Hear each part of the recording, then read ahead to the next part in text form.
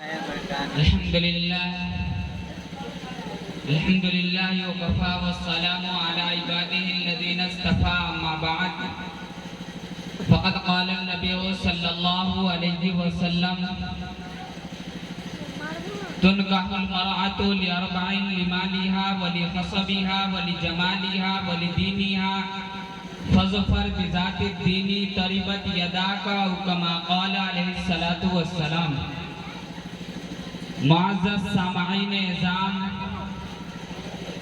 آج کے اس مقدس محفل میں فضیلت نکاح سے متعلق کچھ تفصیلی گفتگو کرنا چاہتا ہوں۔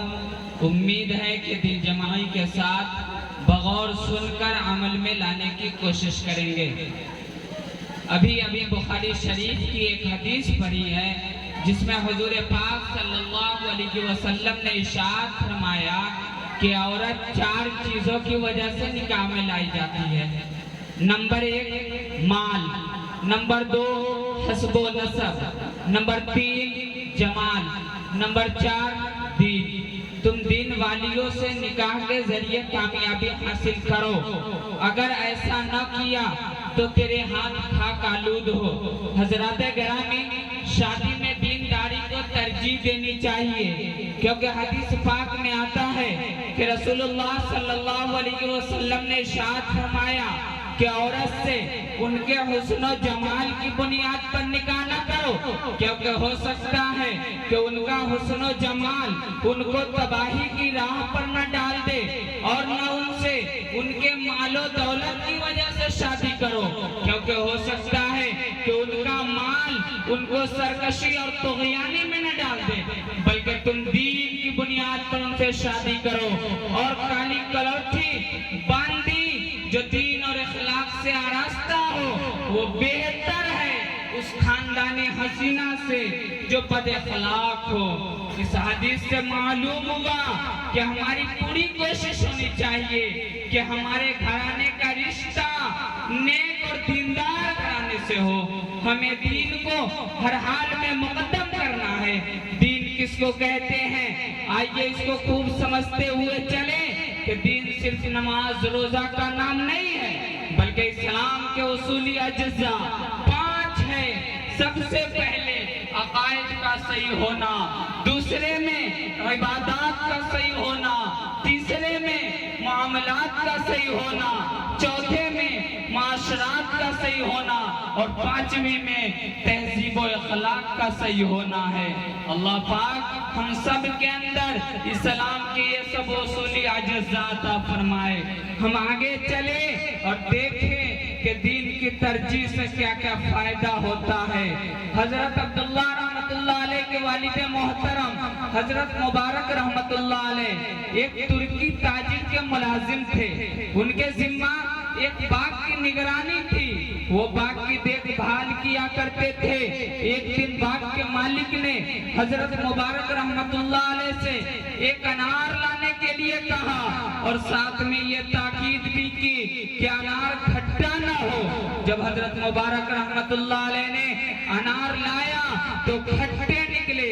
اب مالک کی ناراضگی سے بچنے کے لیے جواب میں فرمایا، میں وہی خدمت بجا لاتا ہوں جس کے لیے رکھا گیا ہوں، مجھے باغ کے پھل چکھنے کی اجازت نہیں دی گئی ہے، اس لیے مجھے اس کے کھٹے اور میٹھے کی پہچان نہیں ہے۔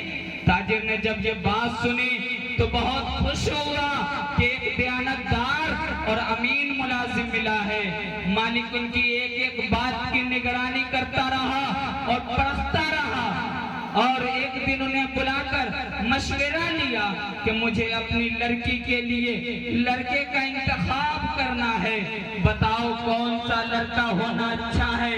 حضرت مبارک رحمت اللہ علیہ نے کہا کہ عرب دور جاہلیت میں لڑکے کے حسب و نسب کو دیکھتے تھے، اور یہودی لڑکے کی خوبصورتی کو دیکھ کر رشتہ کرتے تھے، اور یہودی لڑکے کی مال و دولت کو دیکھ کر رشتہ کرتے تھے، اور عیسائی لڑکے کی خوبصورتی کو دیکھ کر رشتہ کرتے ہیں، مگر اسلام ان تمام باتوں سے ہٹ کر لڑکے کی دینداری، اخلاق و کردار، دیانت و امانت کو ترجیح دیتا ہے۔ اب آپ اپنی لڑکی کے لیے جو معیار چاہیں چن سکتے ہیں۔ تاجر نے بیوی سے کہا کہ مبارک نے کتنی اچھی بات کہی ہے، بیوی کو بھی یہی مشورہ پسند آیا۔ شوہر نے بیوی سے کہا کہ جب اسلام کے نزدیک اخلاق و کردار، دیانت و امانت اور تقوی کا معیار یہی ہے تو اسلام کے معیار پر مبارک ہی پورا اترتا ہے۔ ہمیں یقین ہے کہ ہماری لڑکی کے لیے ان سے بہتر کوئی نہیں ہو سکتا۔ بیوی نے بھی تائید کی۔ اب رشتہ اس معیار پر طے ہو گیا جس کے نتیجے میں حضرت عبداللہ جیسی فقیہ، محدث، صاحب کردار، پرہیزگار اور علمی دنیا کی یگانہ روزگار شخصیت پیدا ہوئی۔ بزرگوں اور دوستوں، یہ ہے دین کی ترجیح سے فائدہ۔ اس لیے ہم عہد کریں کہ ہم ہر حال میں دین کو ترجیح دیں گے۔ اللہ تعالیٰ کے نزدیک اچھا حسب و نسب والا وہ ہے جو زیادہ تقوی اور پرہیزگاری والا ہو۔ چنانچہ حضور پاک صلی اللہ علیہ وسلم نے ارشاد فرمایا کہ اللہ تبارک و تعالیٰ فرمائے گا کہ میرے نزدیک اچھا نسب والا وہ ہے جو زیادہ تقوی اور پرہیزگاری والا ہو۔ اللہ تبارک و تعالیٰ نے اسی سلسلہ میں ایک آیت کریمہ نازل فرمائی، یا ایھا الناس انا خلقناکم من ذکر و انثی وجعلناکم شعوبا وقبائل لتعارفوا ان اکرمکم عند اللہ اتقاکم ان اللہ علیم خبیر۔ یعنی اے لوگوں، ہم نے تم کو ایک مرد اور ایک عورت سے پیدا کیا ہے اور مختلف قومیں اور مختلف خاندان بنایا تاکہ تم ایک دوسرے کو شناخت کر سکو۔ تم سب میں بڑا شریف اللہ تعالیٰ کے نزدیک وہ ہے جو زیادہ پرہیزگار ہو۔ اللہ خوب جاننے والا اور خبر رکھنے والا ہے۔ اس بارے میں نازل ہوئی کہ حضور پاک صلی اللہ علیہ وسلم نے قبیلہ بنو بیاسا کو حکم فرمایا کہ تم اپنی عورتوں میں سے ایک عورت کو اباندھ سے نکاح کر دو۔ تو قبیلہ بنو بیاسا نے کہا، یا رسول اللہ، ہم اپنی بچیوں کو اپنے غلاموں سے نکاح کر دے۔ تو قرآن پاک یہی آیت کریمہ نازل ہوئی جس کے بارے میں پیارے نبی صلی اللہ علیہ وسلم نے ارشاد فرمایا کہ لے گئے اللہ تبارک و تعالیٰ نے زمانہ جاہلیت کے غرور اور بڑائی کو آبا کے ساتھ تم تمام آدم اور حوا علیہ السلام سے ہو مثل برابر سا کے ساتھ۔ بے شک اللہ تعالیٰ کے نزدیک تم سب میں بڑا عزت والا وہ ہے جو زیادہ تقوی اور پرہیزگاری والا ہو۔ بے شک لہذا وہ شخص جو تمہارے پاس نکاح کا پیغام لے کر آئے اور تم اس کے دین اور امانت کو پسند کرتے ہو تو تم اس سے نکاح کر دو۔ اس آیت کریمہ کے شان نزول سے یہ بخوبی معلوم ہوتا ہے کہ نکاح میں جانبین سے دیکھنے کی جو اصل چیز ہے وہ دین ہے۔ نہ تو ہمیں مال دیکھنا ہے، نہ خوبصورتی دیکھنی ہے، نہ حسب و نسب دیکھنا ہے۔ ہم آگے چلے اور دیکھیں کہ حضرات اکابرین اور بزرگان دین نے اپنی بچیوں کے نکاح میں دین اور علم و عمل کو کس طرح ترجیح دیا کرتے تھے۔ حضرت علامہ علاء الدین سمرقندی رحمۃ اللہ علیہ کی ایک بیٹی تھی جو بڑی عالمہ اور فاضلہ تھی، دور دراز تک ان کی شہرت تھی۔ جب نکاح کی عمر کو پہنچی تو بڑے بڑے بادشاہوں نے انہیں نکاح کا پیغام دیا، لیکن علامہ سمرقندی انکار کرتے گئے۔ اسی درمیان ان کی عالمہ فاضلہ بچی نے ایک عربی کتاب تحفۃ الفقہا لکھی تو علامہ سمرقندی نے اعلان کیا کہ جو شخص اس کی شرح لکھ دے اس کے ساتھ بچی کا نکاح ہوگا۔ لہذا امام ابو بکر ابن مسعود نے ان کی یہ بات سنی اور ایک عظیم الشان کتاب فتاوی البدائع والصنائع جو 6 جلدوں میں اس کی شرح لکھی اور اپنے شیخ علامہ سمرقندی کی خدمت میں پیش کی۔ جب انہوں نے دیکھی تو خوش ہو کر اپنی پیاری بیٹی فاطمہ کا نکاح ان کے ساتھ کر دیا۔ جب شادی کے بعد ان کے گھر سے فتویٰ نکلتا تھا تو اس میں ان تینوں علامہ سمرقندی و علامہ ابوبکر و فاطمہ کے دستخط ہوتے تھے۔ یہ علم دین کی برکت جو دنیا اور آخرت دونوں میں کامیابی ملی، دنیاوی زندگی بھی سکون کے ساتھ بسر ہوئی اور آخرت میں بھی بڑی کامیابی ملی۔ حضرت حکیم الامت رحمت اللہ علیہ نے فرمایا کہ نکاح کے باب میں اس امر کا لحاظ ضروری ہے کہ لڑکے کو دیندار دیکھ لیا جائے، کیونکہ بغیر دینداری کے حقوق کی ادائیگی کی بھی پرواہ نہیں ہوتی۔ جیسا کہ مشاہدہ ہے کہ جو لوگ دیندار نہیں ہیں انہیں حقوق کی ادائیگی کی پرواہ نہیں ہوتی۔ لہذا لڑکا چاہے جتنا ہی صاحب کمال ہو لیکن اگر دیندار نہ ہو تو اس کے ساتھ بچی کا نکاح ہرگز نہ کرے۔ بزرگوں اور دوستوں، ایک بادشاہ کے بارے میں آتا ہے کہ جب ان کی بچی جوان ہوئی تو ان کی بیوی نے اطلاع کی اور کہا کہ حضور پاک صلی اللہ علیہ وسلم کے ارشاد کا مفہوم ہے کہ 40 دن تکبیر اولیٰ سے نماز پڑھنے والا منافقت سے بری ہے۔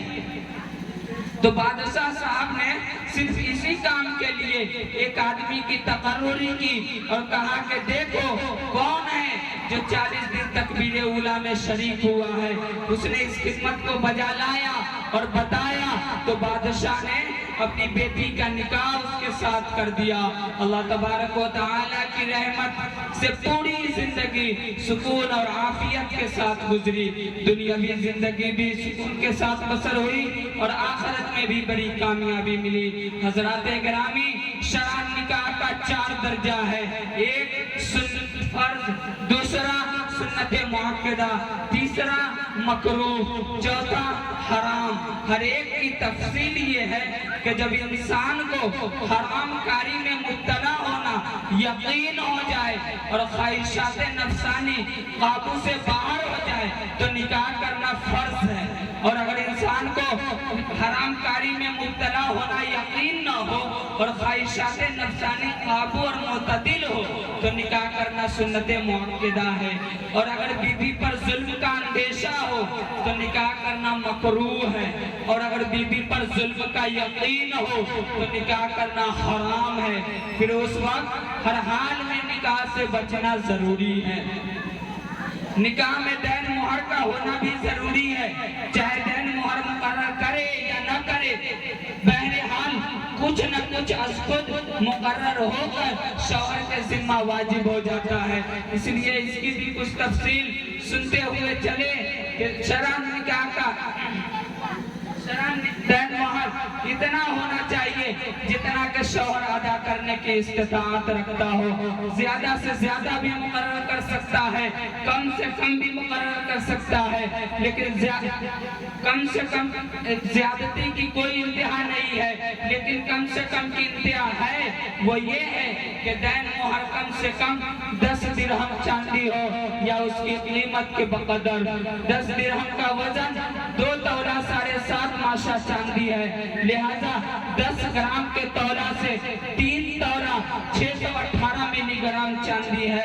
اور ہمارے بہت سے دینی احباب دین مہر میں مہر فاطمی بھی پسند کرتے ہیں، اس لیے اس کی بھی کچھ تفصیل سنتے ہوئے چلے کہ مہر فاطمی 500 درہم چاندی ہے، جس کا وزن 12 ماشا کے تولہ سے 131 تولہ 3 ماشا چاندی ہے، اور ابھی کے موجودہ گرام کے تولہ سے 1.5 کلو 30 گرام 900 ملی گرام چاندی ہے، لہذا موجودہ 10 گرام کے تولہ سے 153 تولہ 900 ملی گرام چاندی ہے یا اس کی قیمت۔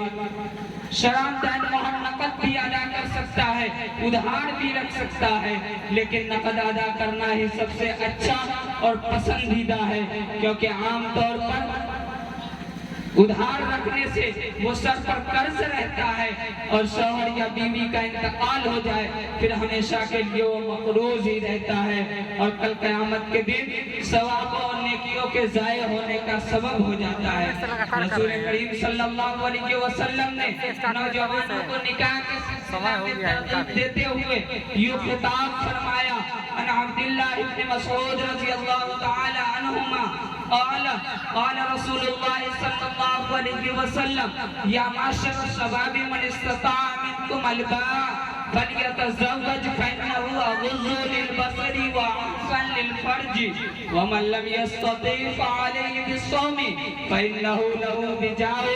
یعنی عبداللہ ابن مسعود رضی اللہ تعالی عنہ نے فرمایا کہ رسول کریم صلی اللہ علیہ وسلم نے ارشاد فرمایا: اے جوانوں کے گروہ، تم میں سے جو شخص مجامعت کے لوازمات یعنی بیوی بچوں کا نفقہ اور مہر ادا کرنے کی استطاعت رکھتا ہو، اسے چاہیے کہ وہ نکاح کرے، کیونکہ نکاح کرنا نظر کو بہت چھپاتا ہے اور شرمگاہ کو بہت محفوظ رکھتا ہے، اور جو شخص نکاح کے لوازمات کی استطاعت نہ رکھتا ہو اسے چاہیے کہ وہ روزہ رکھے، کیونکہ روزہ رکھنا اس کے لیے کھسی کرنے کا فائدہ دے گا۔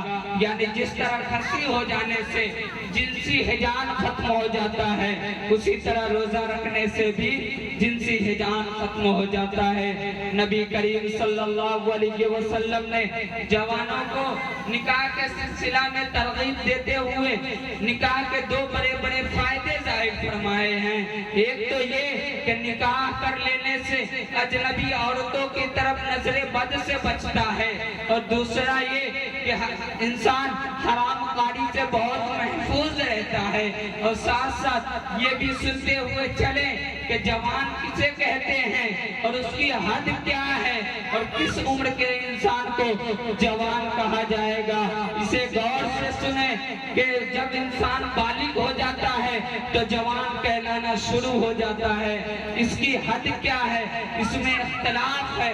حضرت امام شافعی رحمت اللہ علیہ کے نزدیک جوانی کی حد 30 برس تک ہے، اور ہمارے امام اعظم ابو حنیفہ رحمت اللہ علیہ نے فرمایا کہ انسان 40 برس تک جوان کہلانے کا مستحق رہتا ہے۔ اللہ پاک ہم سب کو کہنے سے زیادہ عمل کی توفیق عطا فرمائے، آمین۔